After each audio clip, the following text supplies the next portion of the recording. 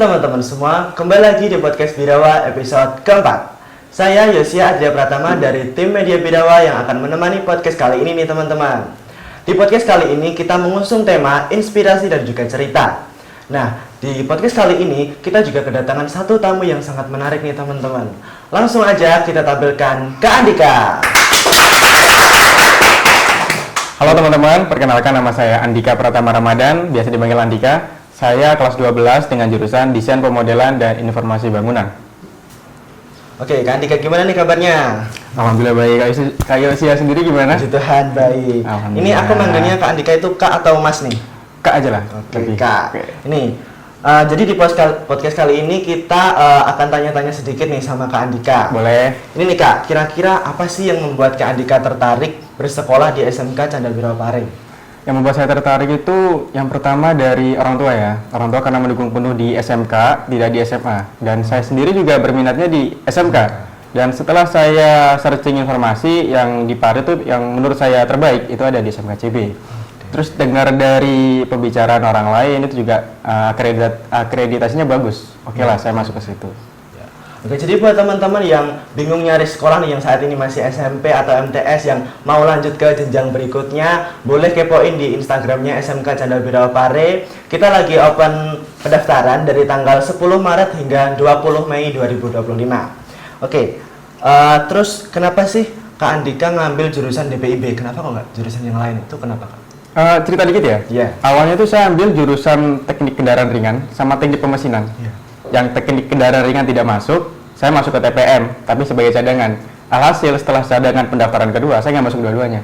Setelah itu ada namanya Guru Pak Ratman, beliau kepala jurusan DPIB, yang memanggil saya tiba-tiba, coba di DPIB. Saya mikirnya waktu itu DPIB adalah, wah kuli nih. Nah awalnya kodenya seperti itu. Terus setelah dijelaskan oleh beliau panjang lebar, akhirnya saya mengerti bahwa DPIB itu sekelas dengan arsitek. Oke lah, saya sedikit berminat karena hobi saya juga menggambar juga kan. Kira ya udah saya ambil di DPIB seperti itu. Kalau boleh tahu nih Kak, kenapa sih kok mikirnya DPIB itu kuli? Karena ya mungkin pemikiran terlalu rasional ya. Kan dulu saya SMP nggak mengerti saya harus ngambil jurusan apa. Terus saya koneknya bangunan meskipun ada kata desainnya, saya koneknya di bangunan. Oh ternyata kuli, ternyata tidak gitu. Akhirnya saya milih DPIB. Oke. Tapi kalau ngambil jurusan DPIB ini sesuai sama pilihan Kak Andika sendiri atau dari orang tua? Awalnya sih orang tua menurut saya ya, ikut saya. Terus saya sendiri juga kepikiran bahwa coba dulu lah. Ya seperti itu. Akhirnya jalan sampai sekarang. Ya. Terus di SMK ini Kak Andika ikut berapa ekstra dan apa aja nih Kak? Saya ikut 2 ekstra Paskibra dan ekstra Pramuka. Oke. Terus menurut Kak Andika ekstra yang paling Kak Andika sukai atau yang paling buat Kak Andika nyaman itu ekstra yang mana? Untuk nyaman itu kelas 10 itu saya lebih suka di Pramuka ya. Terus untuk di kelas 11 saya lebih suka di Paskibra. Terus kemarin aku kalau nggak salah itu nggak sengaja lihat di Instagramnya Kak Andika. Ya. Itu Kak Andika ternyata orangnya hobi banget naik gunung. Alhamdulillah kebetulan ya. Nah, itu boleh dong diceritain keseruannya naik gunung itu gimana, terus susahnya itu apa aja? Mulai dari susahnya dulu deh ya. Nah, ntar baru senengnya.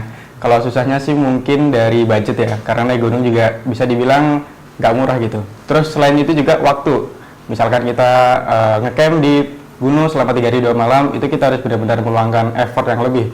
Terus setelah itu yang mungkin susah dari persiapan ya, seperti alat-alatnya, pinjamnya di mana. Karena kan saya bisa dibilang baru-baru ini mulai mendaki gitu. Kalau senangnya sih senang banget ya. Iya. Bisa dibilang saya pertama kali main ke alam itu saya merasa bahwa saya menemukan jati diri. Mungkin terkesan begitu berlebihan, tapi memang ternyata passion saya di sini nih gitu. Terus setelah mulai mendaki berbanyak gunung, sampai sekarang saya masih hobi. Oke.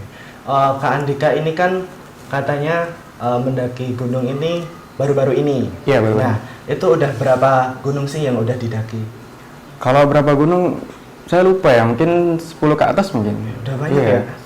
Terus kalau tadi kan ikut ekstra Pramuka sama Paski. Betul. Nah, itu awalnya gimana sih kok bisa ikut Paski sama Pramuka? Awal banget dulu kelas 10 itu ikut-ikut temen awalnya di Pramuka. Saya belum tahu tuh di Paskibra ngapain aja, nggak tahu. Taunya dulu saya Paskibra itu adalah Paskibraka aja, nggak tahu hal-hal yang lain tentang Paskibra. Akhirnya saya mulai berminat di Pramuka karena dulu saya ikut Pramuka nggak sampai, ya udah akhirnya saya ikut di SMK. Terus setelah mengenal pramuka lebih dalam, oh ternyata seru ya gitu. Ternyata yang teman saya yang ngajak dia keluar. Nah akhirnya ya udahlah, saya jalan, kenalan teman baru, dapat relasi, akhirnya sampai sekarang jalanlah pramuka dan paskibra itu. Oke. Terus dengar-dengar nih Kak Andika itu ternyata pernah jadi ketua paskibra. Nah, Alhamdulillah. Itu gimana sih cara Kak Andika biar sebuah ekstrakurikuler itu berjalan dengan baik, berjalan dengan mulus itu gimana Pak? Menurut pengalaman pribadi ya, mungkin ini bisa berpendapat lain. Untuk ekstra berkembang itu kuncinya ada di anggota ya sebetulnya. Mulai dari ada 4K1E saya terapkan. Yang pertama ada komunikasi, yang kedua ada kerjasama, ada komitmen, setelah itu ada evaluasi, dan yang kelima ada konsisten. 5 hal ini saya cakup untuk menjadikan sebuah ekstra itu berkembang. Tapi yang terpenting juga, saya nggak bergerak sendiri ya. Pastinya ada tim pengurus, ada saya, ada teman saya, lalu ada kakak senior saya, dan ada anggota saya yang bisa dibilang mereka semangat, saya semakin semangat. Seperti itu. Kalau di pramuka nih Kak, boleh dong ceritain kayak serunya pramuka itu apa, terus keluh kesahnya itu apa aja?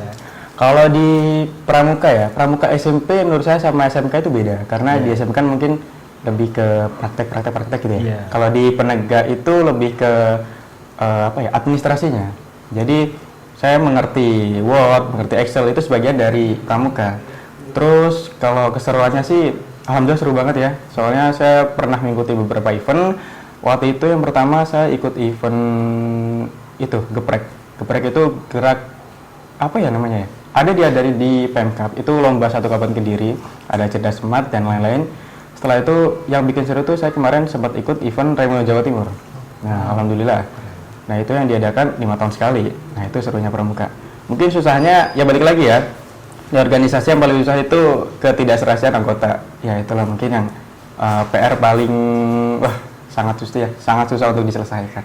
Gitu. Oke. Terus tadi kan Kak Andika udah bilang naik gunung itu sudah kayaknya lebih dari 10 kali. Iya. Nah, kira-kira gunung yang paling Kak Andika bikin kayak dejavu banget itu gunung apa? Wah, dejavu banget ya. Mungkin sebagian orang udah tahu ya, Gunung Lawu. Ini daerah mana Kak? Itu daerah Magetan, dia ada di perbatasan Jawa Timur dan Jawa Tengah. Saya waktu itu lewatnya di Magetan, Jawa Timur. Gitu. Kalau dulu pas mendaki Gunung Lawu itu sama teman atau sama siapa nih Kak? Iya, sama teman. Kebetulan saya melakukan tektok ya. Iya.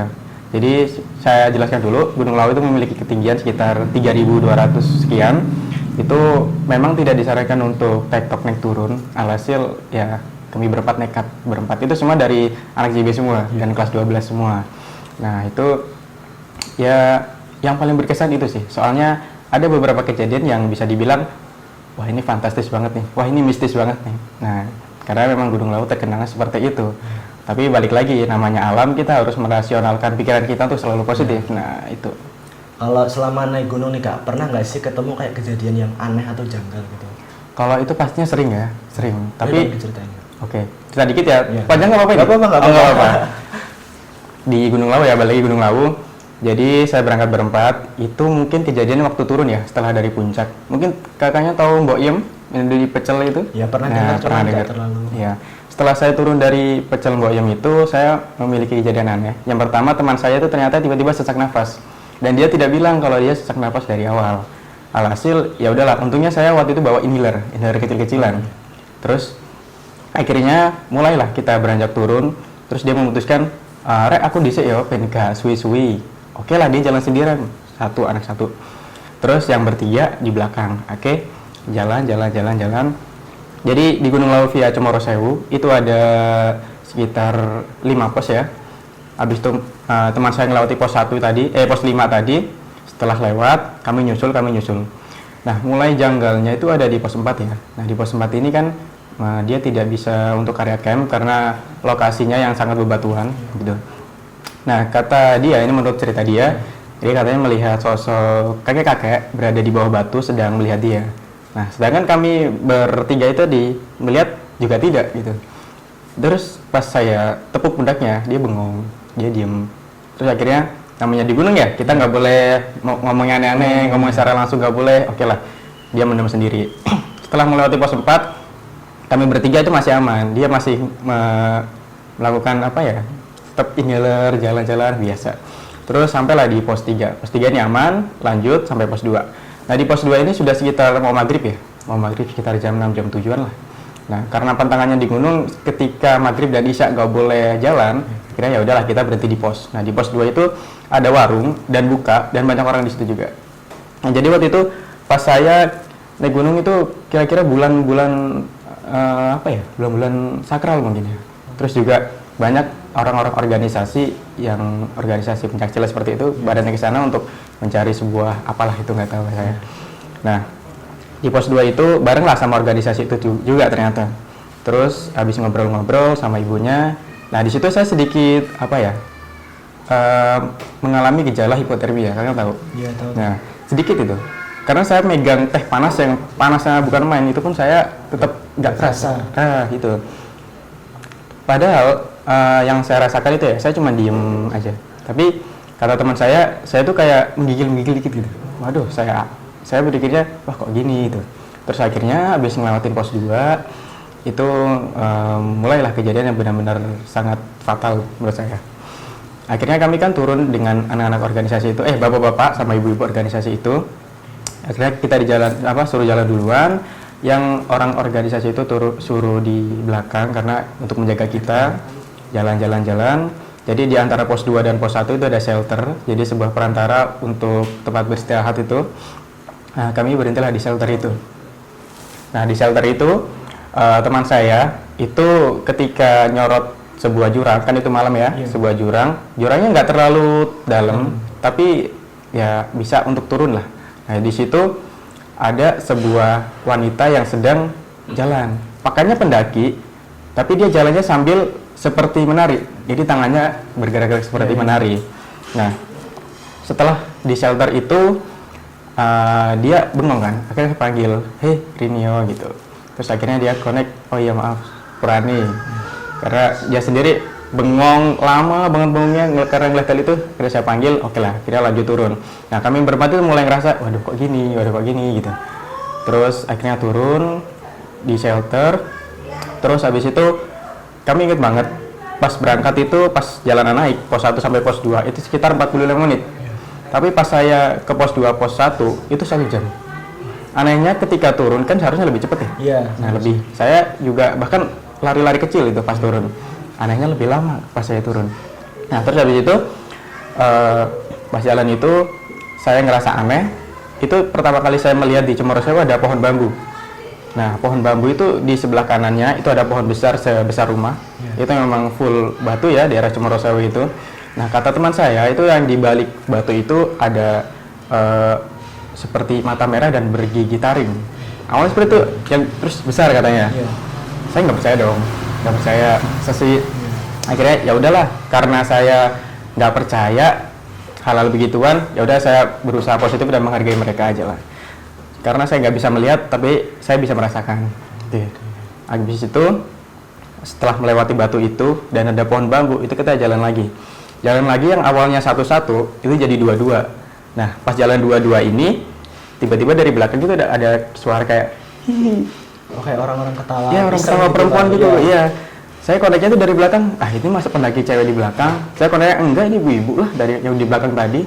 Terus akhirnya yang kan saya 2 di belakang ya. 2 di depan saya ini tiba-tiba ngadep ke belakang. Apa kui gitu. Terus lanjut aja, gak usah dipikir.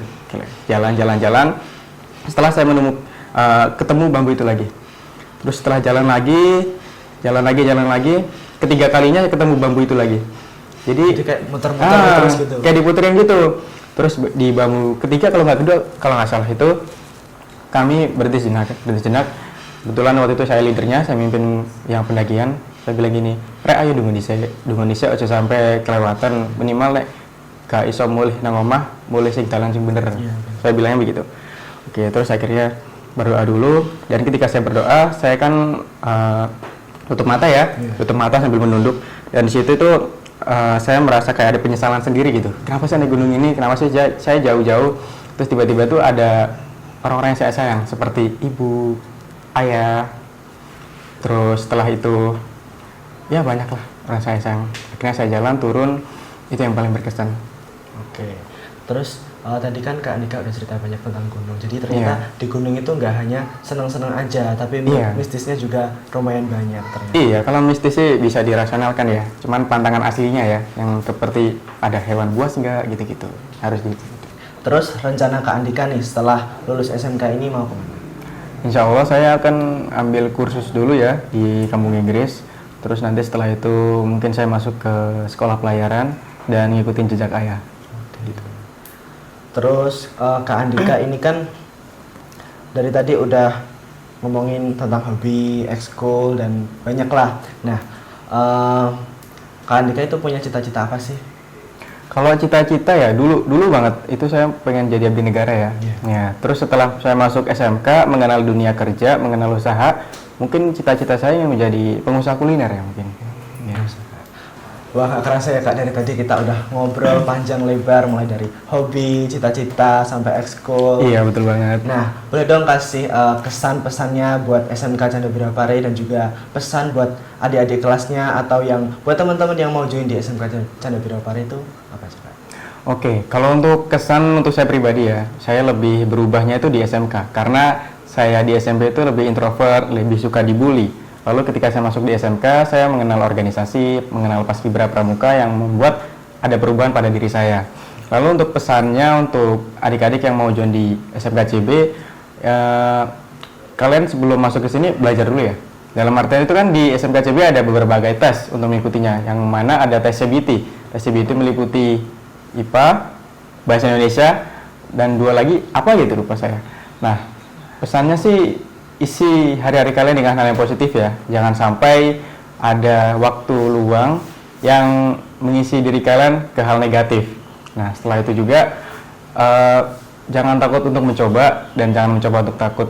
Kalau diri kalian belum bisa sempurna untuk orang lain, jadilah yang terbaik untuk diri sendiri. Oke. Terima kasih Kak Andika udah mau join di podcast Birawaya episode keempat ini. Terima kasih juga buat teman-teman yang udah nonton podcast Birawaya episode keempat ini sampai selesai dan see you di podcast selanjutnya. Dadah.